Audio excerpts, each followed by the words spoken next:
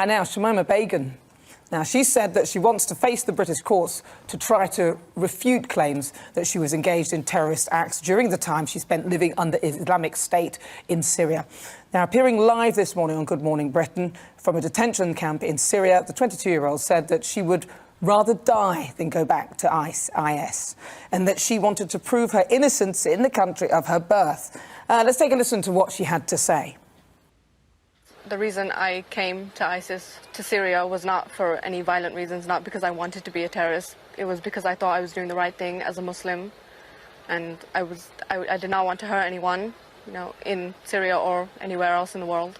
So, Can you explain what you mean by wanting to do the right thing by leaving your family and going to join a death cult? At the time, firstly, I did not know that it was a death cult. I thought it was an Islamic community that I was joining. And at the time, I had just recently started becoming very religious.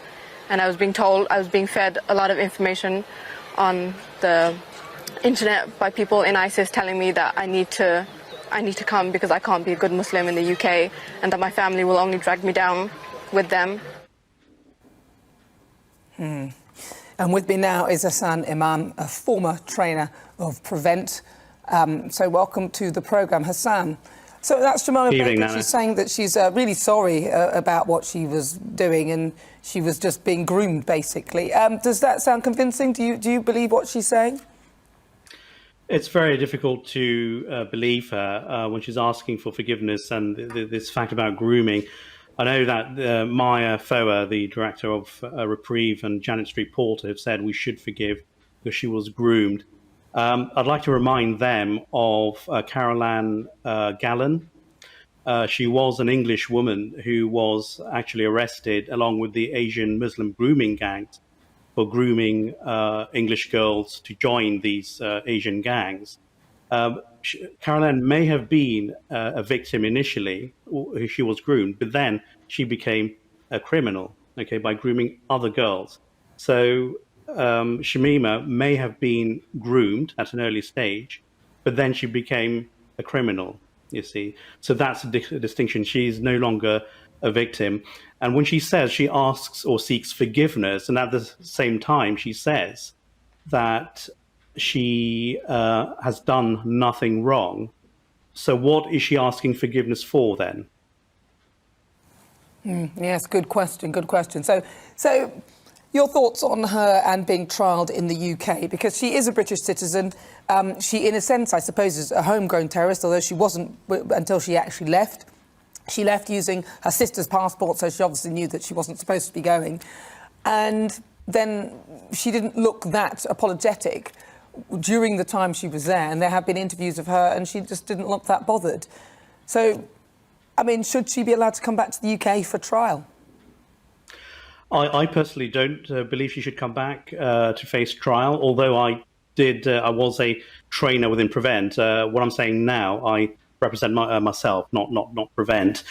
And the reason is, and here again I have to disagree with my fellow Conservative compatriot, Andrew Mitchell, who said that Britain is shirking his responsibility by not bringing Shamima over.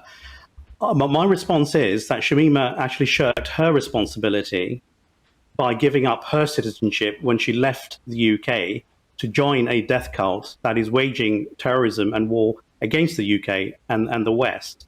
So I fully agree with Sajid Javid when he revoked her citizenship, and also Priti Patel when she actually carried this through. And I say this as a Bangladeshi Muslim.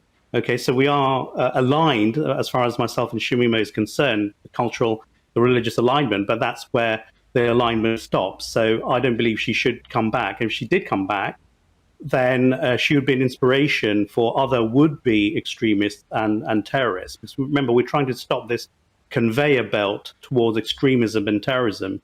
If she were to come back, that conveyor belt will be well oiled. That's the thing, isn't it? Now, I know your work with Prevent. So talk to me about you, because didn't the Mujahideen attempt to recruit you? Yes, so this is going back in the 1990s when I was at the London School of Economics, and Ahmad Omar Sheikh, we were contemporaries. he did try to recruit me to join the Mujahideen. Now, you may remember him. He was caught and he was arrested and jailed for the murder of Daniel Pearl, the American journalist.